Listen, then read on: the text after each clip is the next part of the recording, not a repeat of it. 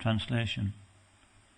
Hearing all this blasphemy, Lord Chaitanya Mahaprabhu merely smiled to himself, rejected all these accusations, and did not talk with the Mayavadis.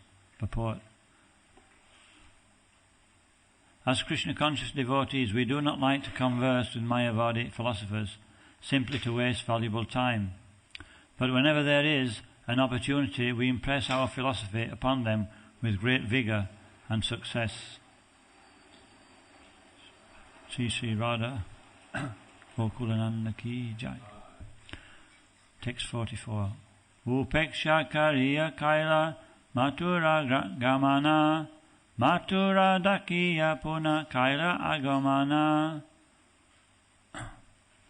Thus, neglecting the blasphemy of the Varanasi Mayavadis, Lord Chaitanya Mahaprabhu proceeded to Mathura, and after visiting Mathura, he returned to meet the situation.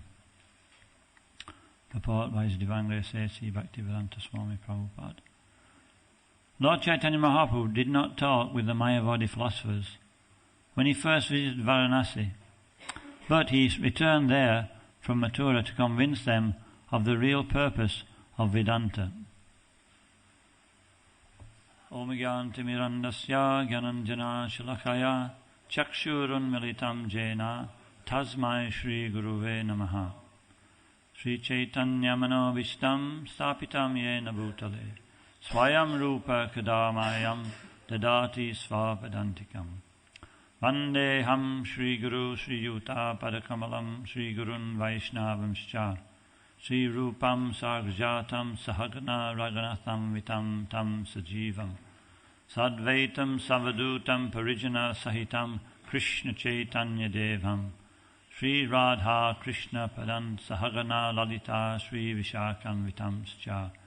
He Krishna Karuna Sindhu Dinabando Jagatpate Gopesha Gopika Kanta Radha Kanta Namostute Tapta Kanchana Gorangi Radhe Vrindavanishwari Vrishavanu Sute Devi Pranamami Hari Priye Vanchakalpa Tarubhyascha Kripa Sindhu Bhayevacha Patitanam Pavanebhyo Vaishnavebhyo Namo Namaha. Jaya Shri Krishna Chaitanya Prabhu Nityananda Sri Advaita Gadadhar Sri Vasadi Gaura Bhaktavinda. Hare Krishna Krishna Krishna Hare Hare Hare Rama Rama Rama Hare Hare.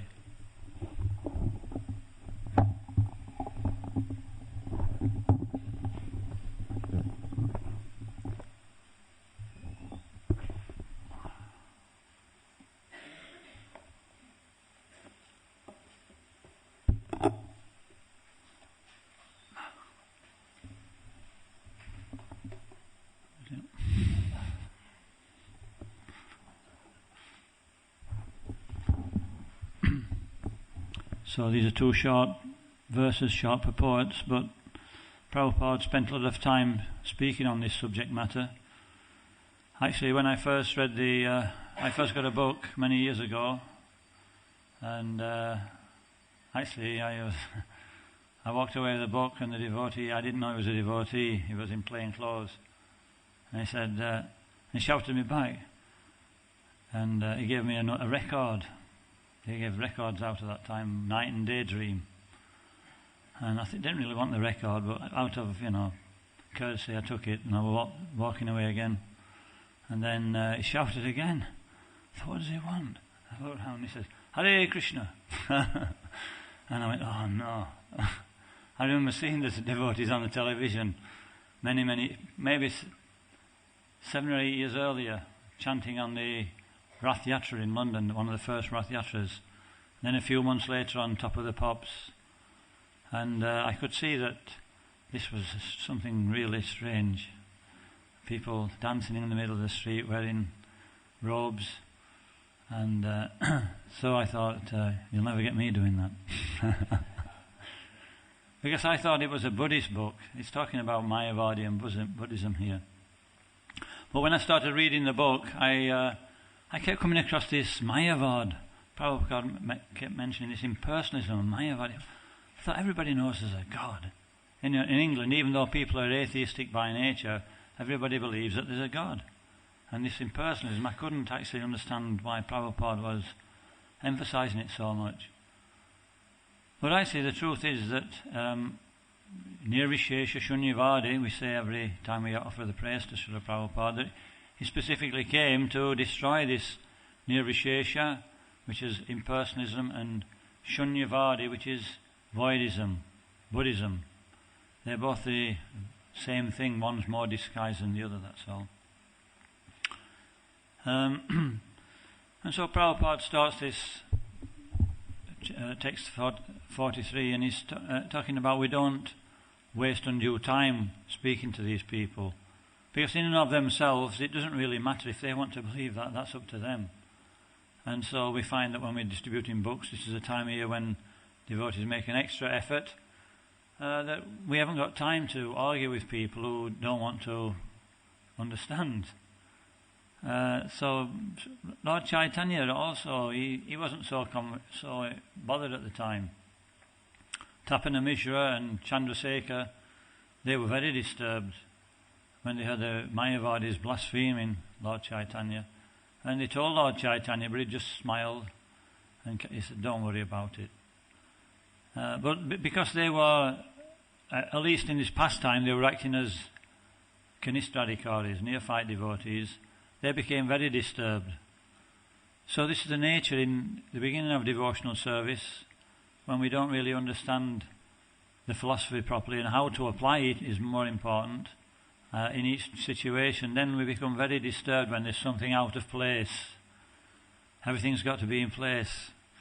Nothing shall go out. It's like material learning means that everything's got its place. And the laws are very strict. But in Vaishnava philosophy, it's not quite like that. We're dealing with spiritual subject matter. Therefore it's flexible according to time, place and circumstance, and according to Acharya, and according to Sampradaya, and according to Krishna. So when we're not so conversant, we become disturbed. So both Chandrasekhar and Tapana Mishra were really disturbed, and they wanted Lord Chaitanya to put an end to this. Why do we become disturbed? We don't properly understand. But what's another thing?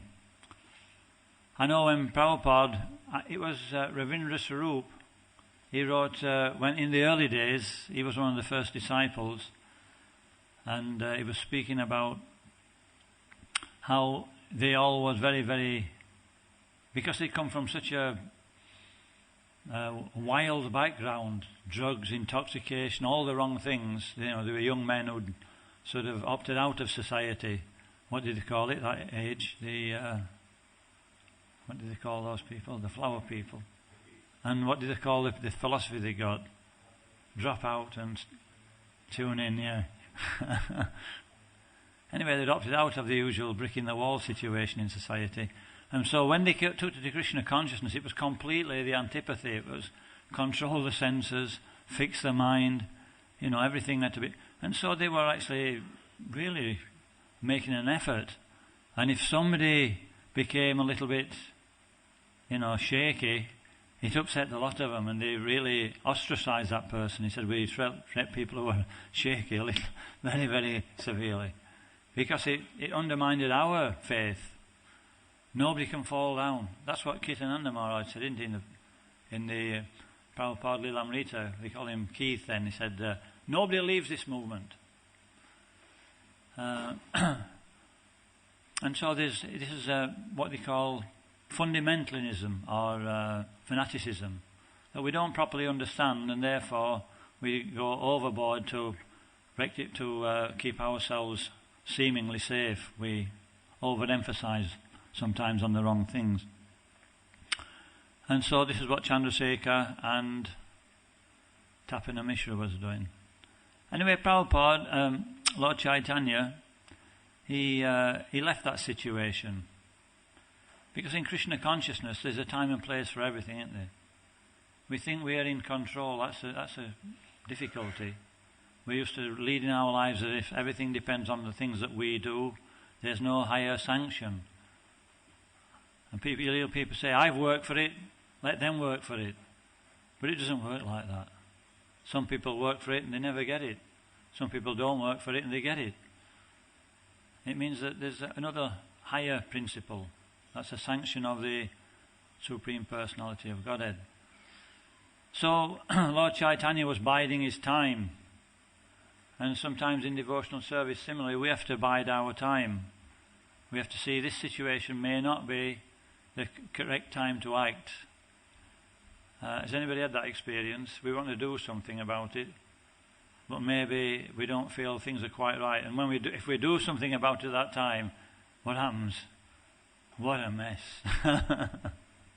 We're in a mess. The whole situation's in a mess. No, Lord Chaitanya was saying that we have to... He's the Supreme Personality of God. He knows what's coming in the future. But when we become more experienced in the philosophy of Krishna consciousness, then we can apply the philosophy for time, place and circumstances. And we also develop the vision and the patience to do things at the right time. Prabhupada writes in one purport that in the Srimad Bhagavatam, 11th canto, that a devotee has to know what... It's when... I'll tell you what it is. It's when the milk is boiling over. And we've just had Damodarastakam prayers. And Mother Yashoda's feeding baby Krishna. And the milk starts to come up, and she hears it. Immediately she puts Krishna down and runs and takes the milk off the heat. And Prabhupada writes in the purport is that in Krishna consciousness we have to prioritize things. We have to know what things to do first, what things to do second, like that. He said, so even in this situation, even though she was feeding Krishna, she prioritized at first, let me save the milk. So in devotional service we have to also see what are our priorities in life. What comes first? What comes second? What comes third, like that? And so Lord Chaitanya is also doing this. He's leaving this situation. He's going to carry on with his parikram to Mathura.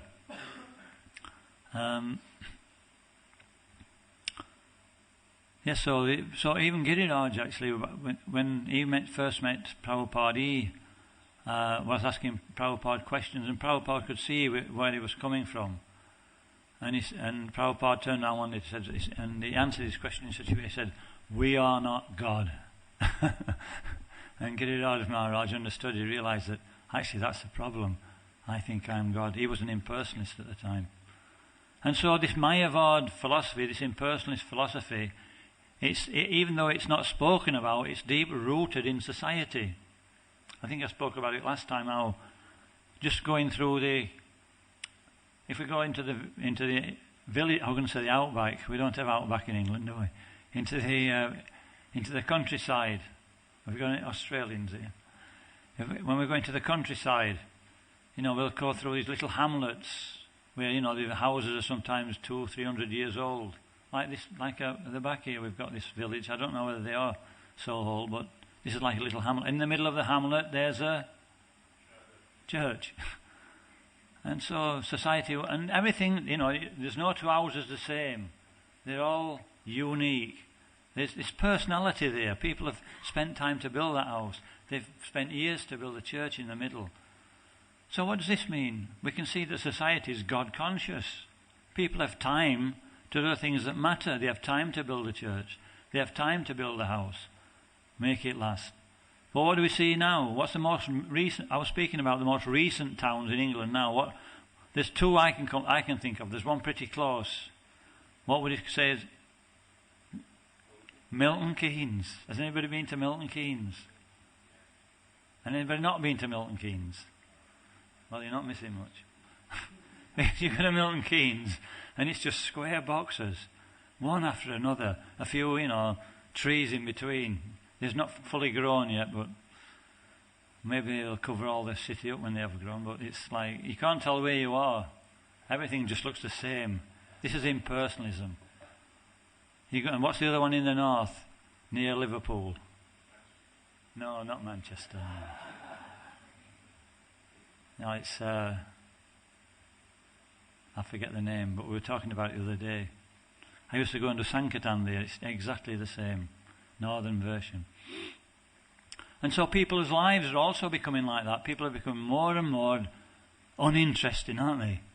I remember when I first started to work, I used to go to work, and there were some really, people, probably about 16 or 17, but there were some older people there. They were ready for retiring in 50s, 60s, and they had character. They were speaking about when they first joined, and they had time to speak about these things. Now it's just like, I don't know what it's like, but when we meet people on the street, nobody's got time for anybody. So this is a sign of impersonalism. Anyway, coming back to the verse, modern civilization is becoming more and more impersonalistic. Prabhupada really knew that this is the thing that has to be destroyed, this misunderstanding about life. And when he first landed in misunderstanding about impersonalism and personalism, when Prabhupada first went to New York, he first went to Butler, Pennsylvania. He spent some time there with a family, and he was analysing the situation of the Western psychology. This is the first thing we have to do, isn't it? When we want to preach, we have to weigh up the opposition, see what we're actually having to deal with. And Prabhupada did that. He was just analysing the way people lived, and therefore he knew how to actually approach. Then a little later he went back to New York, and the first place he stayed was Dr. Mishra's studio. He was from India, and at that time the Eastern philosophy was becoming very, very popular in the United States. And a lot of people jumped on the bandwagon. They weren't qualified really to teach philosophy from the East. They knew very little themselves. A lot of them were impersonalists, and he was one such impersonalist. And at one point he wouldn't let Prabhupada speak. When he heard Prabhupada speak a few times in his studio to his students, he stopped him from speaking because he was speaking personalist philosophy, and Prabhupada was his guest. He couldn't do anything about it. But when they got in the back of the car and they were coming from the actual meeting, they used to be arguing like anything. This is what Satsvarup Maharaj writes in his Prabhupada Lilamrita. And they were really shouting at the top of their voice. But then, as soon as they got out of the car, they used to pay respects and at the end of it. So this is actually the custom, is that even though the philosophy is discussed very passionately, at the end of the discussion, then everybody pays proper respects. It doesn't finish up in a fight or anything like that. So Prabhupada used to defend this. The point being made in the first verse is that we don't want anything really to do with it. Actually, Lord Chaitanya was more merciful. He could have just said, forget about these impersonalists. Let them get on with it. I'll just preach personalist philosophy. But no, he went out of his way. What was the story? He when he came back from Vrindavan, Tapana Mishra and Chandrasekhar, they induced one Brahman to invite Lord Chaitanya for lunch. And he'd already invited all the Mayavadi sannyasis. And so this was an opportunity. They thought that Lord Chaitanya could meet these Mayavadi sannyasis and give them a good working over. But Lord Chaitanya did exactly the opposite thing. What did he do? He let them first of all settle. Then he went and he took the humble role. He sat in a dirty place where everybody washed their feet. But they could see that the effulgence that was coming from his body, that he was somebody very special. And their philosophy is that everybody ultimately is God. This is the Mayavad or impersonalist philosophy. We just have to realize it, don't we? Is that right? We just have to realize it. One day. And so when they thought, this person's achieved the state of Narayan. And so they asked Bhaktishananda Saraswati, he invited him over. He said, why are you sitting in this filthy place? Come and sit with the rest of us and discuss Mayavad, discuss philosophy. He didn't say Mayavad philosophy. Why are you chanting in this way, like a sentimentalist? We can't understand. And Lord Chaitanya said, my spiritual master told me that I'm not intelligent enough to read Vedanta. So you just chant the names of God, chant these holy names. And so this was actually a shock for the Mayavadis, because they realized that this person's so advanced, where does it put us? We are studying Vedanta. So Lord Chaitanya was very, very intelligent in his preaching. And then, of course, they started asking more questions. They become attracted to him, and then he started to unveil the philosophy.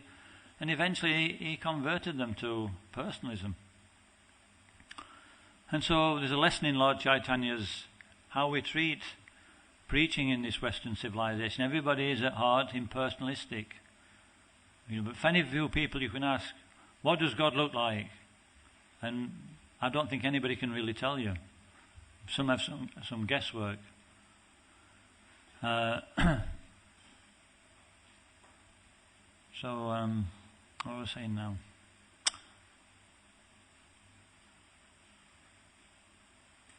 What was the last point? Nobody's listening. He was humble and he converted them to Vaishnavism, that's it. Yes, we have to know the right, tactics. Has anybody heard this word, tactics? We have to know what to do, how to do it. What's the other word? I shouldn't mention this too often. It's in the GBC meetings they're using it, and and at Bhaktivedanta Manor they're working it out. We've got vision. Yes, we've got a vision. And we've got the strategy. And then we've got the tactics. Does anybody know the difference? So Lord Chaitanya had all three. He had a vision. He wanted to spread Krishna consciousness, make everybody happy. Is that our vision? And then he wanted the strategy. The strategy was to teach people the process of Krishna consciousness, defeat this Mayavad philosophy simultaneously. And then he started to put the tactics into operation. What we do to bring that result about.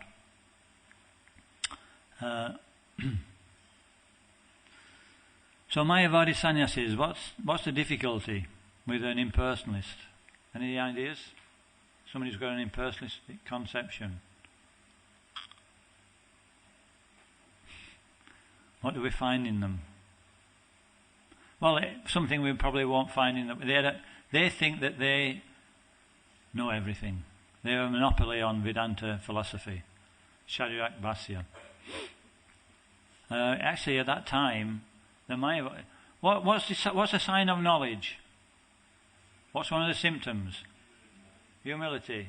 And what did Balaram say when what word did he use? When he touched Romaharshana with the straw. He killed Romaharshana because although he was so learned, he wasn't gentle in behaviour, humble. But actually in the Chaitanya Charitamrita, Prabhupada writes how the Mayavadi sannyasis, they wear turbans and they ride on the backs of elephants when they've advanced in this philosophy. Shri Radha Gokulananda Ki Jai. So there's pride in the heart. And they actually think they're most spiritually advanced. So we can see this Mayavad philosophy is developing all the wrong qualities. It's not humility and gentleness, but exactly the opposite. Arrogance, pride, conceit. So impersonalism and Buddhism.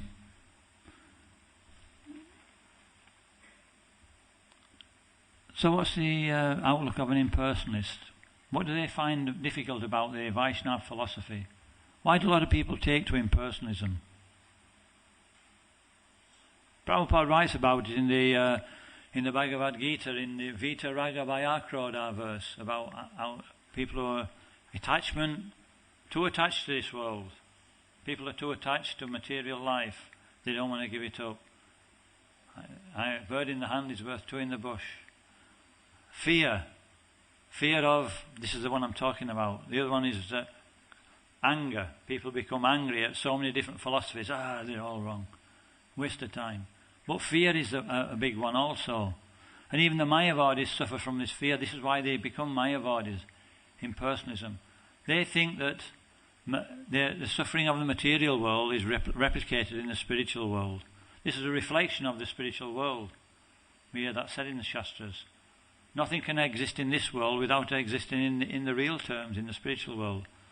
So they see that activities in material life bring so much suffering and difficulty. And therefore when they're thinking about spiritual life, they're thinking that, and they're told that there's a transcendental form of the Lord which is eternal, blissful, full of knowledge, and we can reciprocate. We take on another form, they think, oh, not again. No. They want to annihilate their existence. This is the root of Buddhism. There's two kinds of impersonalism, or Mayavad philosophy. One is Buddhism, and one is straight impersonalism. So Prabhupada said Shunyavadi is Buddhism. It's called agnosticism. That they believe that make everything zero, no suffering. It's like if we have a headache, chop the head off. Impersonalism means that it's worse. Why is impersonalism worse? They don't admit. They refute. I didn't mention it actually. The Buddhists, they say don't follow the Vedic scriptures. Everything's void ultimately. We just forget about the scriptures and we become void in our philosophy. We merge into nothingness. But the impersonalists, they use those scriptures which are meant to prove the existence of God to disprove the existence of God, and once again put the living entity on the platform of God. And so in Ishopanishads, this is described as the most difficult thing. It's more dangerous than impersonalism, than Buddhism, voidism, because it puts people in the wrong conception again. I am the controller. And this is called like a jewel on a cobra's head. What's a jewel on a cobra's head? A cobra, what would we do if a cobra came in here now? It'd empty in, I'd give it about 5 seconds flat. Snake. But what's more dangerous, there might be some fool who looks at the cobra and thinks, wow, it's got a jewel on its head. I'd get a few bob from that. But then, so this philosophy which is being preached, this impersonalist philosophy, or these slaughterhouse of the universities, they're preaching materialistic philosophy only, impersonalism, voidism. It's actually disguised as being knowledge. But actually it's ignorance. So this is like the snake looks attractive, but it's dangerous. It looks safe, but it's dangerous. This knowledge looks okay, but it's dangerous. So this knowledge is like the jewel on a cobra's head. It's disguised. And so all society has been misled by this into this impersonalistic understanding. This actually started thousands of years ago, where first thing in impersonalism, people stopped following the Vedas, or they start misusing the Vedas. They started. The first sign was that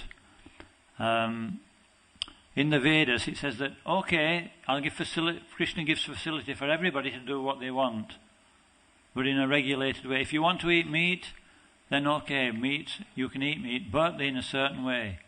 A certain kind of animal you sacrifice, and in a certain way. You kill the animal, and before you kill it, you whisper in its ears that, what's that word? Mangsa, that's it. I'm taking your life now, but in the next life you'll take mine. And so when one keeps saying this, one starts to think about it. It's not so, especially as we get older, we think, wait a minute. So it's weaning us off killing animals. But they started killing the animals wholesale. They stopped following the Vedic injunctions. That's a natural tendency. Vyasadeva wasn't satisfied when he wrote the Vedas even. He said, I've wrote all these Vedas and I'm still not satisfied at heart. What did Narada Muni say? My dear Prabhu. He was mocking him. My dear Master. What's the problem? You've wrote all the Vedas. Maybe you haven't explained about devotional service. People will take the easy way out. They'll take the positive side, which will satisfy the senses out of the Shastras, and they'll miss out the things which are difficult to do. And this is exactly what they did.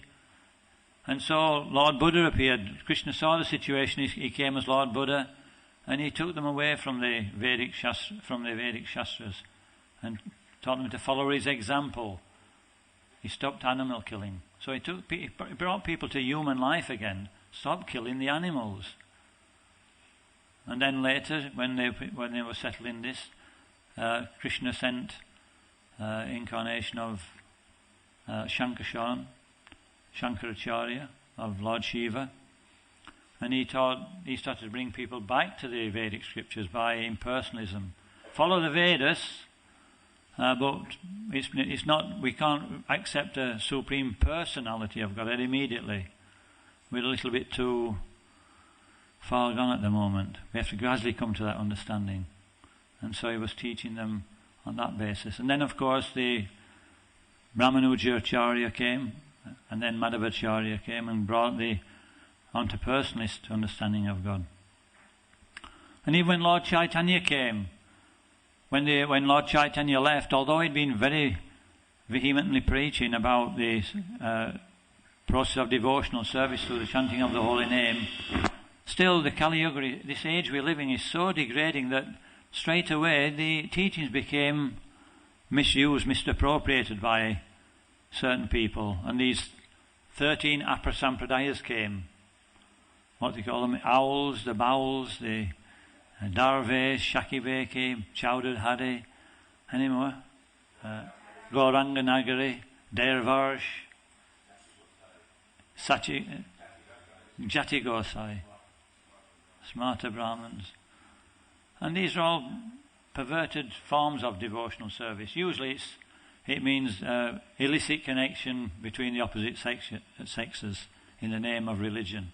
And so it degraded the name of devotional service. And so Lord Chaitanya, when Shankaracharya came, he flooded the world with impersonalist philosophy.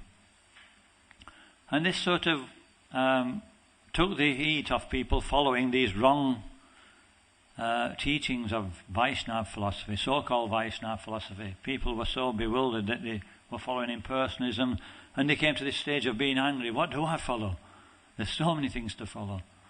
And they generally went towards impersonalism.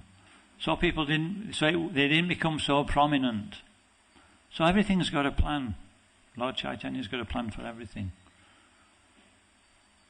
And so similarly in modern times we can understand that we're going through different phases of preaching in devotional service. We're going through certain phases, things are changing, and it sometimes seems like we're becoming a little bit lost in the process. Maybe not so many devotees are coming to the temple. Maybe this is happening, maybe that's happening. Not so much Harinam, as you were saying last week. Maybe not so much book distribution. But we have to be patient, like Lord Chaitanya. He didn't sort of snap and criticize the situation, but we have to see what's happening behind as well, what behind the scenes, that maybe there's preaching going on in other ways which are going to facilitate these things more in the future. Can anybody give any examples? What's happening now? University preaching. Very slow, but we're getting quality people coming to the movement, people who are self-sufficient. They can do so much.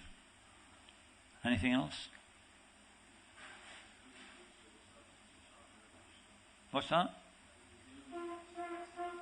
Yeah, we don't people come and it's yoga kirtan night. People are into yoga, and so they hear this word yoga,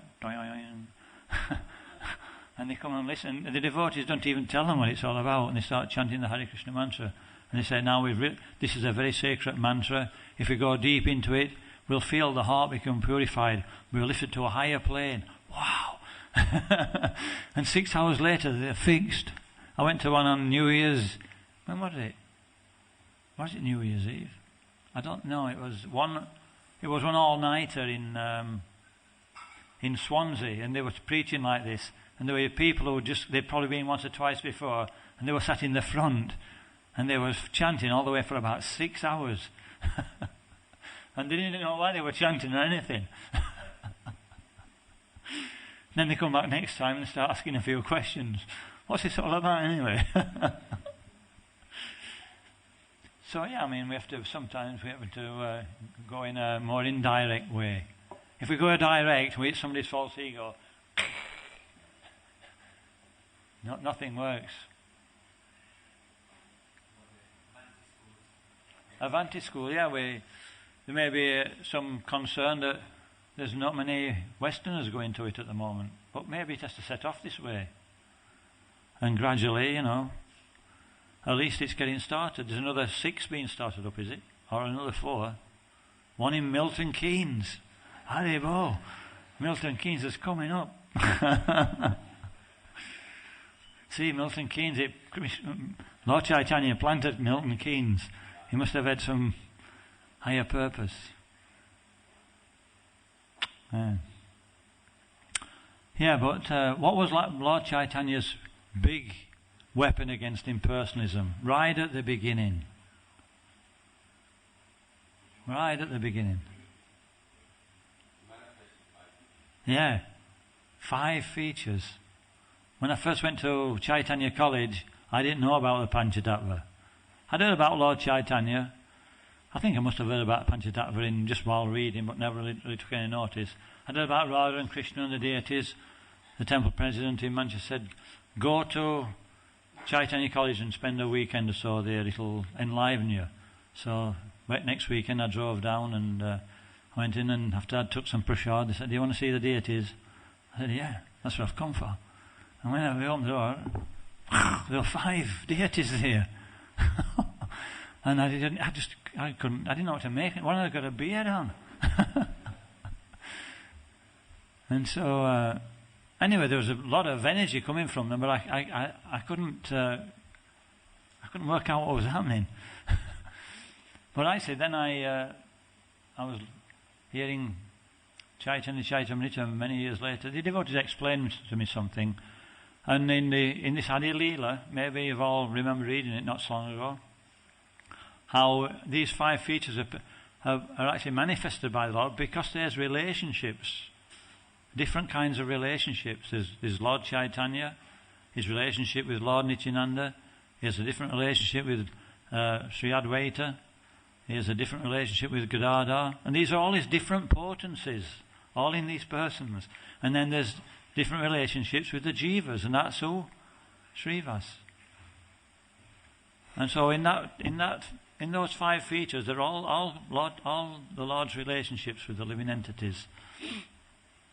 And so it's difficult for the Mayavadis to explain this. They can't get around that one. And so Panchatattva are meant for breaking down this impersonalist understanding.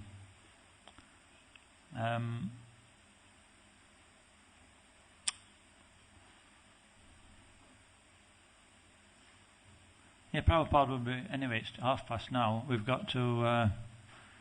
there's a special day today. Anyway, just a quick one. The Mayavadis say the Lord's form is Maya. This is why they call him Mayavadi. Everything's Maya. It comes from the mode of goodness. But Bhagavad Gita doesn't say that. It says the Lord's form is transcendental. Therefore, a very important verse in the Bhagavad Gita, Janma karma chame divyam evam yoveti tattvadem naiti mameti sojana. One who knows the transcendental nature of my appearance and activities does not take birth again in this material world, but attains to my eternal abode, O Arjuna. So to factually understand that Krishna is the supreme transcendental person, he's not made of the material energy. We are not made of the material energy. And that there's a relationship. This is the actual real understanding of spiritual life. That there's the Lord, and there's a living entity, and there's devotional service between them. Hare Krishna. So there's one verse in the Brahma Samhita. Yashya prabha prabhavato jagadanda koti kotesha sesha visatati vibhuti vinam tad brahma nishkalam anantam asesha bhutam govindamadi purusham tamaham bhajami. I serve the Supreme Personality of Godhead, Govinda, the primeval Lord, the effulgence of whose transcendental body is known as the Brahmajyoti. That Brahmajyoti, which is unlimited, unfathomed, and all pervasive, is the cause of the creation of unlimited number of planets with varieties of climates and specific conditions of life. So this is the verse which defeats Mayavad philosophy. This was spoken by Lord Brahma Samhita. That the Mayavadis believe in the Brahma Jyoti. We all come from the spiritual effulgence. But Lord Brahma is saying, Yashya Prabha Prabhavato Jagadanda Koti, that all the millions of living entities, they're coming from the Supreme Personality of Godhead. Govindam Adipurusham Tamham Vajami. And there are many other verses actually in Bhagavad Gita also. So we should learn these verses and understand this philosophy of how to defeat the Mayavadis. It will keep us strong, and it will also, we'll be able to defend others against this Mayavad philosophy when we hear it preached. And as time goes on, we'll hear it more and more. Prabhupada, how did he deal with it? He was once at one meeting and there was Mayavadis there, and Prabhupada spoke, and then one of the Mayavadis started speaking, and Prabhupada was... Then he said, "Start Kirtan." And the devotees wondered, because he was speaking in Hindi, and so they all started this rousing Kirtan while this Mayavadi was speaking. And then they asked Prabhupada after, what was that matter? Prabhupada said, he was speaking okay in the beginning, and then he started with this Mayavad philosophy. I could not stand it. So he got all the devotees to chant Hare Krishna. Srila Prabhupada ki jai.